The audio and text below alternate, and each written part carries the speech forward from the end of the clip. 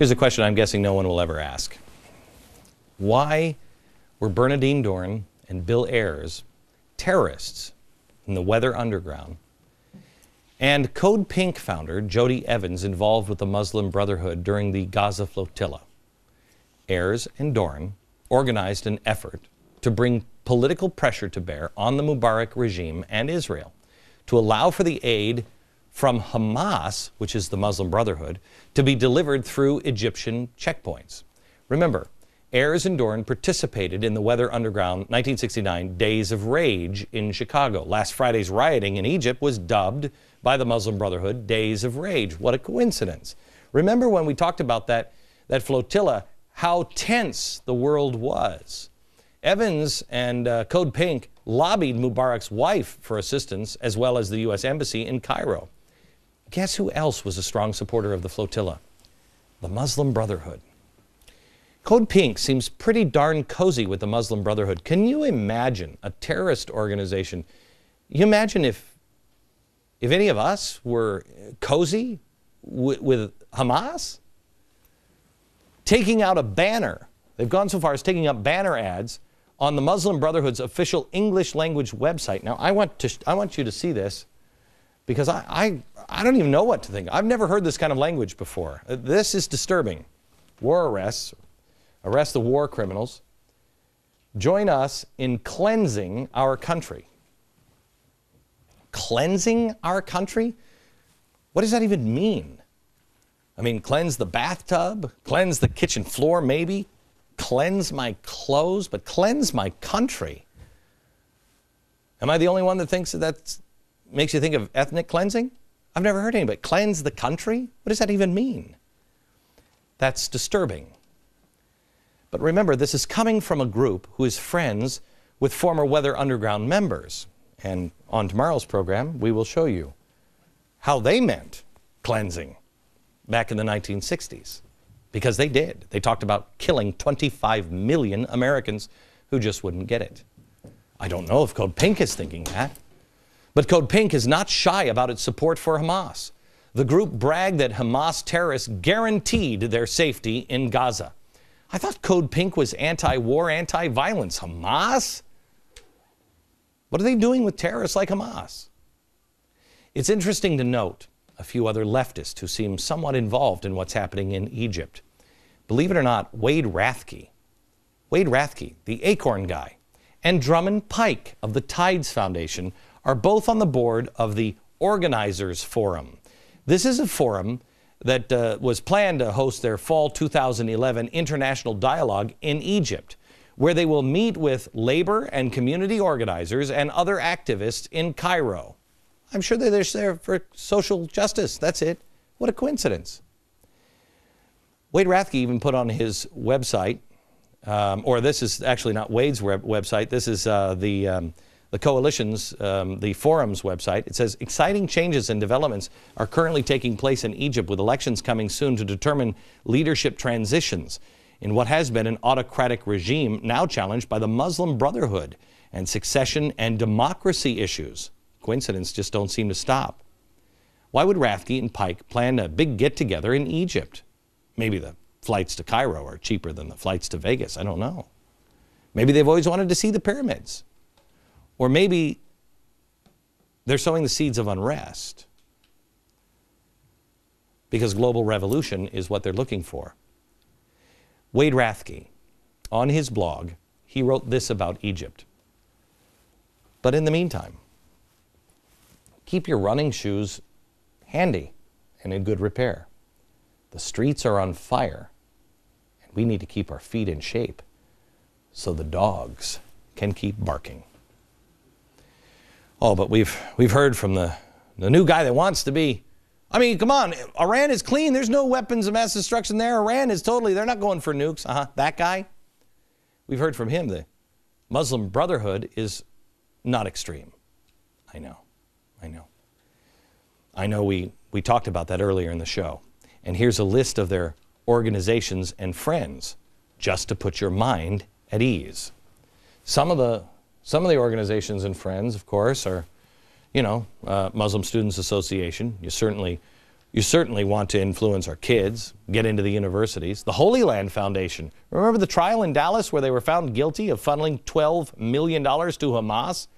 Well, during the trial, many incriminating documents were entered into evidence. I showed you this one earlier.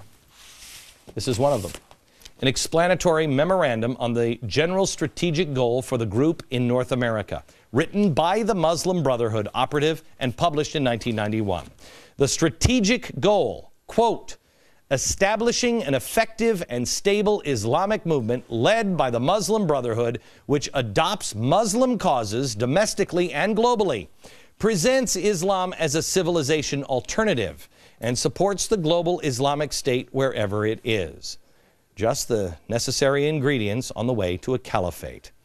We have religious zealots who have made it their goal to take down, according to their own documents and their own words, to take down the Western way of life, coupled with American leftists who have made it their mission, their whole life, to take down the Western way of life.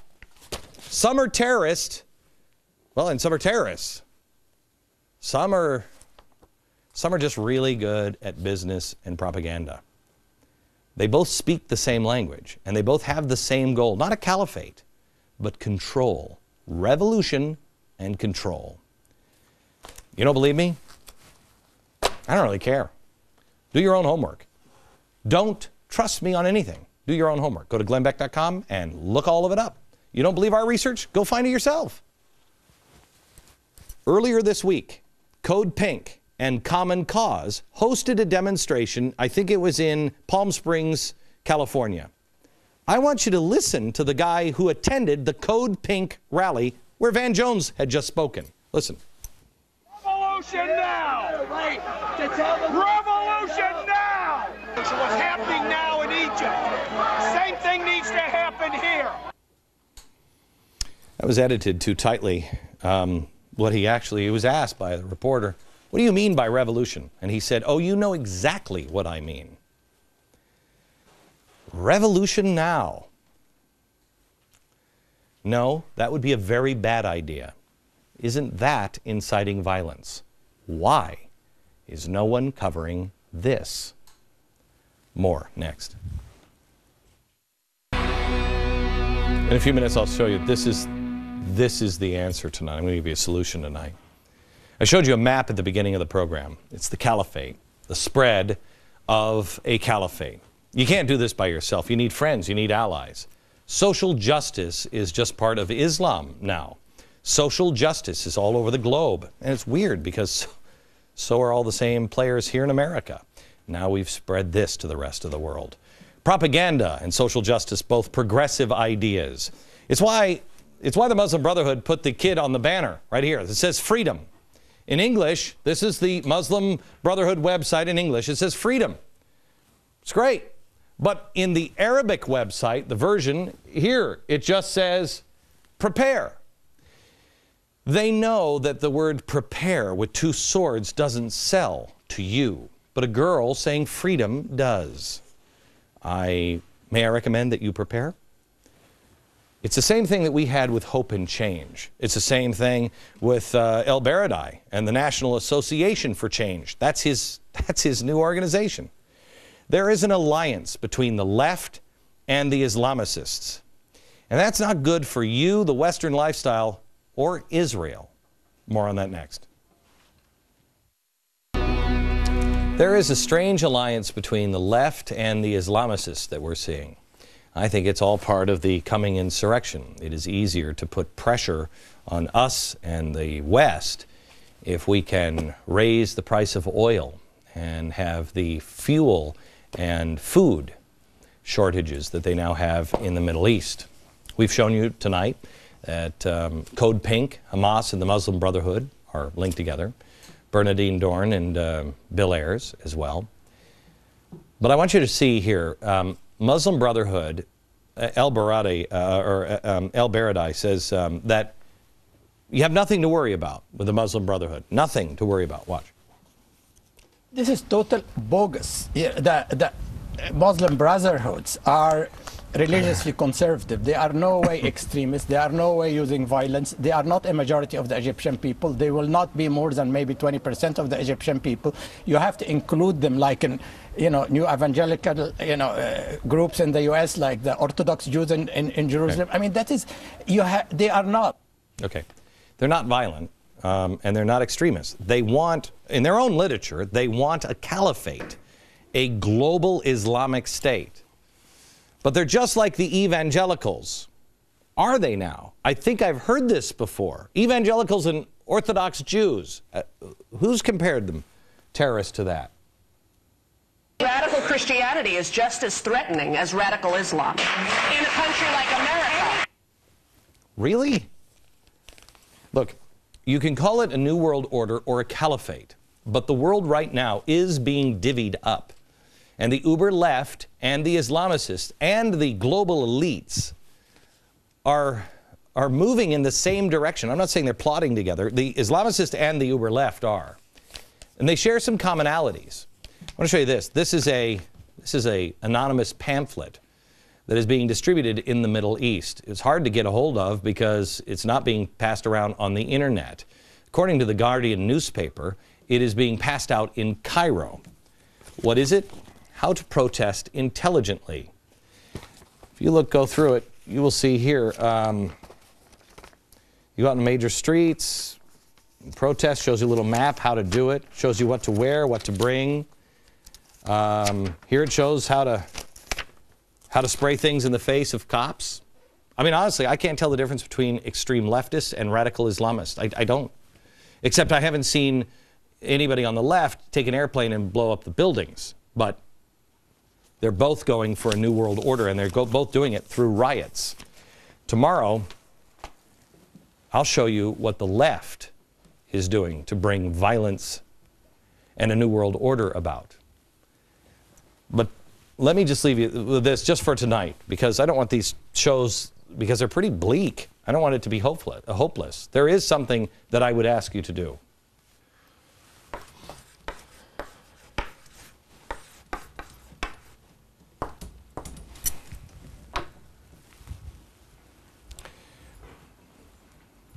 I have to tell you,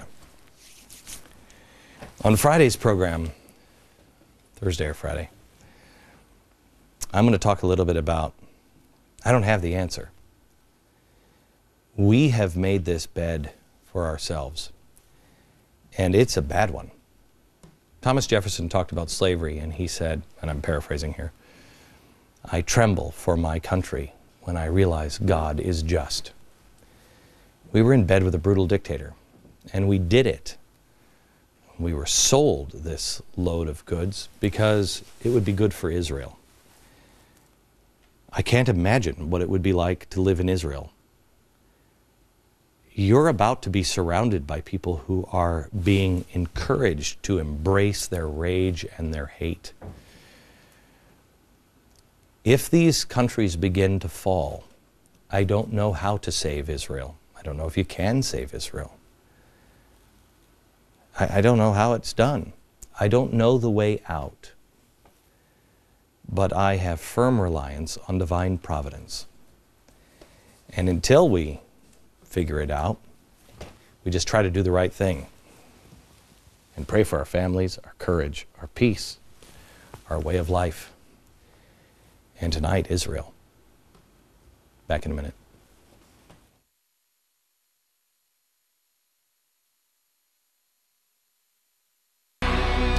We've shown you the last 2 days who's protesting in Egypt, who the Muslim Brotherhood is, but who's protesting here in the U.S.?